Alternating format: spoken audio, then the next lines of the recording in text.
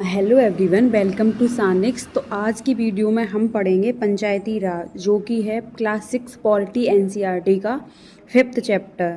अब इस चैप्टर के अंतर्गत हम क्या क्या पढ़ेंगे और इस चैप्टर के अंतर्गत हम क्या क्या चीज़ें सीखेंगे उनको हम देख लेते हैं। हम इसमें सीखेंगे कि ग्राम सभा क्या होती है, साथ ही ग्राम पंचायत क्या होती है और पंचायत के कौन कौन से स्तर होते हैं और वो कौन कौन से हैं, साथ ही पंचायती राज क्या है। तो सबसे पहले हम ये जान लेते हैं कि पंचायती राज क्या है। देखिए, ये चैप्टर बहुत ही इम्पोर्टेंट है और बेसिक पंचायती राज के बेसिक क्लियर करने के लिए, साथ ही बहुत इंटरेस्टिंग भी होने वाला है। इसीलिए वीडियो को लास्ट तक ज़रूर देखें और इसमें आपका जो पंचायती राज है उसका पूरा बेसिक क्लियर हो जाएगा। तो सबसे पहले हम जान लेते हैं कि पंचायती राज क्या है। तो पंचायती राज क्या है कि गांव के स्तर पर, मतलब जो गांव होते हैं उनके स्तर पर जो भी लोकल सेल्फ गवर्नमेंट होती है, यानी कि स्थानीय स्वशासन होता है, उसकी जो व्यवस्था होती है उसको हम पंचायती राज कहते हैं। और इसका उद्देश्य क्या होता है कि लोगों को अपने क्षेत्र के फैसले खुद लेने का अधिकार होता है। ठीक है, अब हम बात करेंगे ग्राम सभा के बारे में। तो ग्राम सभा क्या होती है, एनसीईआरटी में कुछ बेसिक चीज़ें बताई गई हैं कि ग्राम सभा क्या है। एक जो पंचायत का क्षेत्र होता है तो उसमें रहने वाले सभी जो वयस्क होते हैं उनकी सभा ग्राम सभा कहलाती है। और इसमें एक या फिर एक से ज़्यादा गांव भी सम्मिलित हो सकते हैं। जैसा कि अगर आप लोग गांव से हैं तो आपने देखा होगा कि एक पंचायत के अंतर्गत सिर्फ एक ही गांव नहीं आता, बल्कि कुछ और गांव भी आते हैं। तो वो जो पूरा पंचायत क्षेत्र होता है वह वहाँ पर कुछ वयस्क लोगों की सभा ग्राम सभा कहलाती है। और ये जो पंचायत है, ये जो ग्राम सभा है, वो पंचायत की सबसे महत्वपूर्ण इकाई होती है।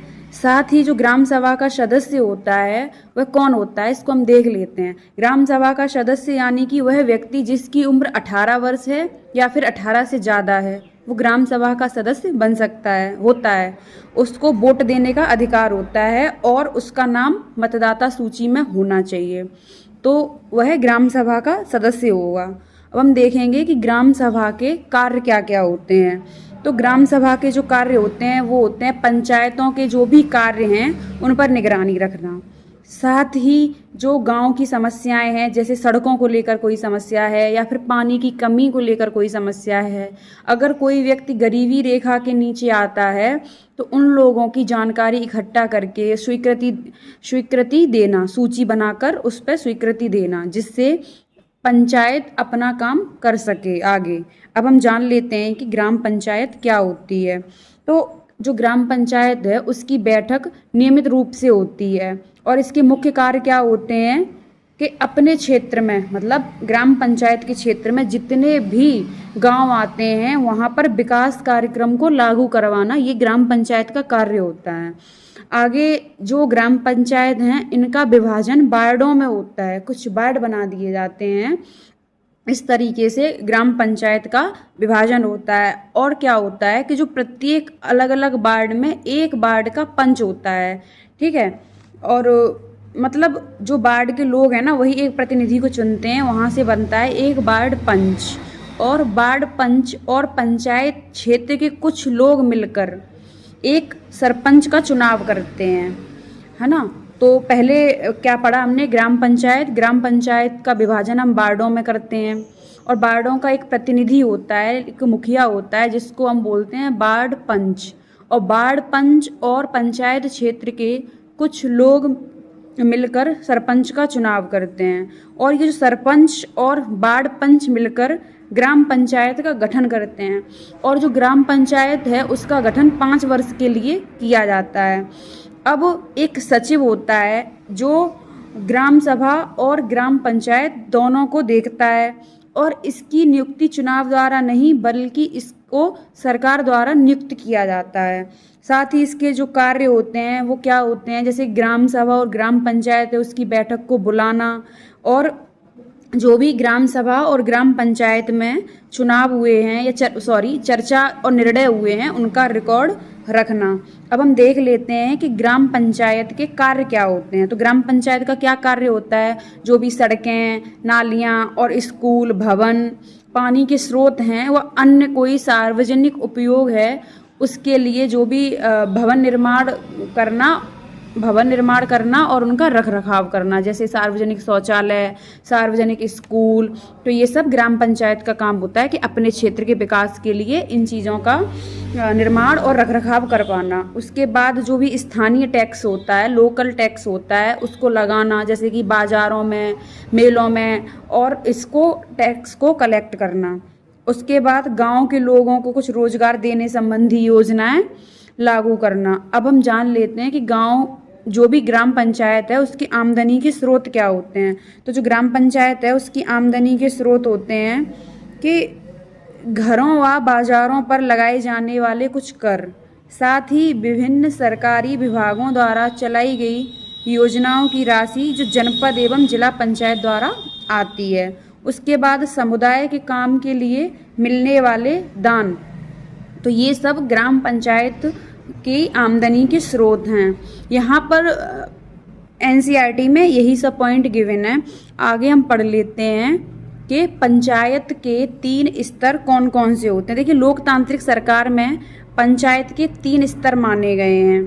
तो जो पंचायत के 3 स्तर हैं, सबसे पहला स्तर होता है ग्राम पंचायत, जो दूसरा स्तर होता है विकास खंड स्तर, जिसको हम जनपद पंचायत या पंचायत समिति भी कहते हैं, और तीसरा स्तर होता है जिला परिषद या फिर जिला पंचायत। अब जो ग्राम पंचायत होती है ये ग्राम सभा के प्रति जवाबदेह होती है, क्योंकि जो ग्राम सभा है इसका इन्हीं के लोगों के द्वारा पंचायत का चुनाव किया जाता है। तो जो ग्राम पंचायत है वो किसके प्रति जवाबदेह होगी, जो भी गांव के ग्राम सभा के लोगों के प्रति। अब जो विकास खंड स्तर होता है इसमें क्या होता है, कई ग्राम पंचायतें मिलकर विकास खंड स्तर यानी कि जनपद पंचायत बनाती हैं। उसके बाद जो जिला परिषद है उसका कार्य होता है कि जिले के स्तर पर विकास योजनाएं लागू करना।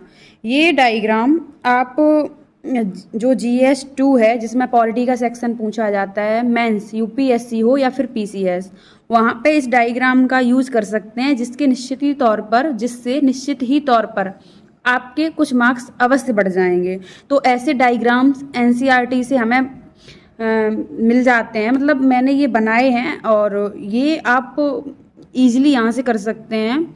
इसको नोट आउट कर लें और आगे अपने आंसर्स में इनको यूज़ करें, जिससे आपकी आंसर राइटिंग भी अच्छी होती जाएगी। अब एक मेंस का क्वेश्चन है आप सभी के लिए, इसको लिखिएगा कि आपके विचार में ग्राम सभा का क्या महत्व है। क्या आपको लगता है कि सभी लोगों को ग्राम सभा की बैठक में भाग लेना चाहिए और क्यों? तो इस क्वेश्चन की प्रैक्टिस आप कीजिएगा। और आज की वीडियो में हमने ये जो चैप्टर 5 है क्लास 6 पॉलिटी का, जो कि है पंचायती राज, तो हमने इसको कंप्लीट किया है। साथ ही हमने कोशिश की है पंचायती राज को आसान भाषा में समझने की। वैसे भी क्लास 6 का NCERT बहुत आसान है, तो इसको आराम से कवर किया जा सकता है और ज़्यादा पैनिक होने की ज़रूरत नहीं है।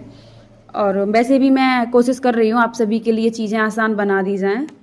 तो थैंक यू फॉर वॉचिंग। अगर वीडियो अच्छी लगी हो तो वीडियो को लाइक करें, चैनल को सब्सक्राइब करें। मिलते हैं अगली वीडियो में। जय हिंद।